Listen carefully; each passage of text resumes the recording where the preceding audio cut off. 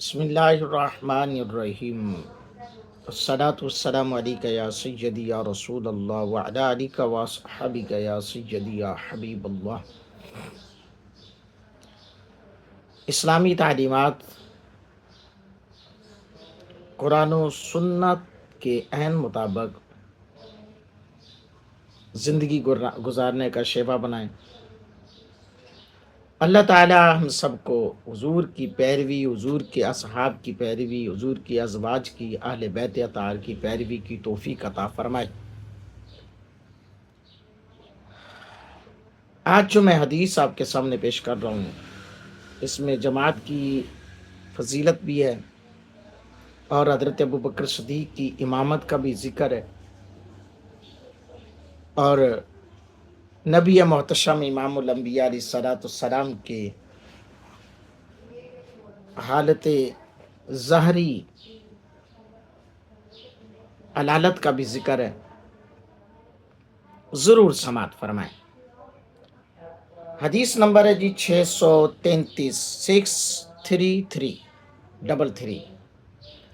اسود بیان کرتے ہیں کہ حضرت سیدہ طیبہ طاہرہ ام المؤمنین ام عائشہ صدیقہ رضی اللہ تعالی عنہا کی خدمت میں موجود تھے۔ ہم نے باقاعدگی کے ساتھ نماز ادا کرنے کا ذکر کیا اور نماز کی اہمیت کے بارے میں ذکر کیا، تو سیدہ عائشہ پاک نے بیان فرمایا کہ جب نبی اکرم صلی اللہ علیہ وآلہ وصحبہ وسلم اس بیماری میں مبتلا ہوئے جس میں آپ نے وصال فرمایا، تو اس دوران جب نماز کا وقت ہو گیا، اذان دی گئی، تو آپ نے ارشاد فرمایا ابو بکر سے کہو کہ وہ لوگوں کو نماز پڑھائیں۔ حضور کی خدمت میں عرض کی گئی، حضرت ابوبکر صدیق رضی اللہ تعالیٰ عنہ نرم دل آدمی ہے، جب وہ آپ کی جگہ پر کھڑے ہوں گے تو وہ لوگوں کو نماز نہیں پڑھا سکیں گے۔ حضور علیہ الصلوۃ والسلام نے اپنی بات پھر دہرائی، لوگوں نے بھی اپنی عرض دہرائی۔ حضور علیہ الصلوۃ والسلام نے تیسری بار اپنی بات کا تذکرہ کیا تو ارشاد فرمایا تم لوگ یوسف علیہ السلام کے زمانے کی خواتین کی طرح ہو۔ ابو بکر رضی اللہ تعالیٰ عنہ سے کہو کہ وہ لوگوں کو نماز پڑھا دیں۔ سیدہ عائشہ پاک رضی اللہ تعالیٰ عنہا بیان کرتی ہیں، حضرت ابوبکر صدیق رضی اللہ تعالیٰ عنہ نے نماز پڑھانا شروع کی۔ حضور علیہ الصلوۃ والسلام نے اپنے مزاج میں بہتری محسوس کی تو آپ دو لوگوں کو درمیان سہارا لے کر نکلے۔ آپ فرماتی ہیں مجھے وہ منظر اچھی طرح یاد ہے، درد کی شدت کی وجہ سے آپ اپنے پاؤں گھسیٹ رہے تھے۔ حضرت ابوبکر صدیق رضی اللہ تعالی عنہ کو جب محسوس ہوا، پتہ چلا کہ حضور تشریف لا رہے ہیں، تو ابوبکر پیچھے ہٹنا چاہا آپ نے، تو حضور نے انہیں اشارہ کیا کہ وہ اپنی جگہ پر رہیں۔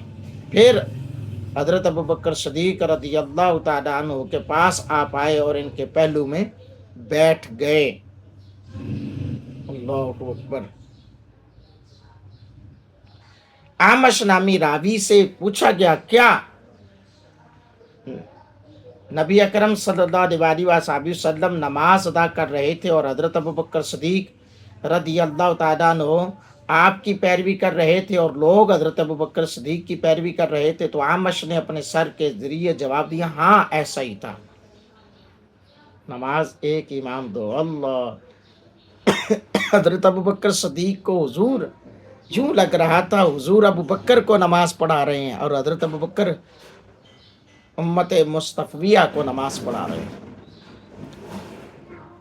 اللہ اکبر، کیا بات ہے، کیا وہ منظر ہوگا۔ حضرات گرامی قدر، یہاں پر حضرت ابوبکر صدیق کی امامت ثابت ہو رہی ہے حضور کی موجودگی میں، اور حتیٰ کہ اس نماز میں بھی حضور کی موجودگی، حضور کی زندگی بھی اور حضور کی موجودگی بھی۔ حدیث نمبر 634 امام بخاری لے کر ہیں، اس میں بھی یہی ذکر ہے۔ सैयदा आयशा पाक रदी अल्लाह तआला अन्हा बयान करती हैं, जब नबी पाक सल्लल्लाहु अलैहि वसल्लम बीमार हुए और तकलीफ़ शिद्दत इख्तियार कर गई, तकलीफ शिद्दत इख्तियार कर गई, तो आपने अपनी अजवाज से इजाज़त मांगी कि बीमारी की अय्याम मेरे यहाँ बसर करें, तो आपको इजाज़त दी गई। आप दो आदमियों के दरमियान पाँव ज़मीन पर घसीटते हुए बाजमात नमाज के लिए मस्जिद में तशरीफ़ ले गए। हज़रत अब्बास रदी अल्लाह ताला अन्हो एक थे और दूसरे साहिब मौला अली पाक रदी अल्लाह ताला अन्हो थे, जिनके दरमियान हुजूर ने अपना दोनों हाथ जिनके कंधों पर रखे थे, हज़रत अब्बास थे, दूसरे मौला अली पाक रदी अल्लाह ताला अन्हो थे।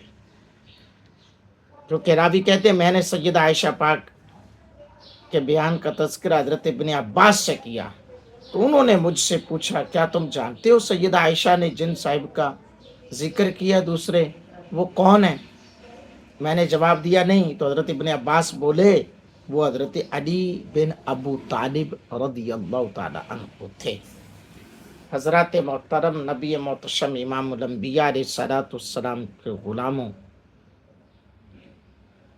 ये हदीस और ये जो आज की वीडियो है, बहुत सारे लोगों के बहुत सारे जवाबों और सवालों के जवाबात मौजूद हैं, जो हुजूर अलैहिस्सलाम की ज़ाहरी ज़िंदगी में से लेकर और बाद अज़ विसाल हज़रत अबू बकर सदीक़ की इमामत और खिलाफत के मुनकिर हैं, उनके लिए बहुत बड़ा जवाब है। हक़ ताला सुब्हानहू की बारगाह अक़दस में दुआ है, अल्लाह मेरी आपकी सबकी खैर फरमाए, मेरी मेरे अहल वयाल आबा अजदाद की कामिल अकमल बख्शिश फरमाए, आप सबके अहल वयाल की कामिल अकमल बख्शिश फरमाए, आमीन। मेरा काम था आप तक हक पहुंचा देना, अब आपका काम है इस हक को कहाँ तक लोगों तक पहुंचाते हैं। जज़ाकल्लाहु खैरा।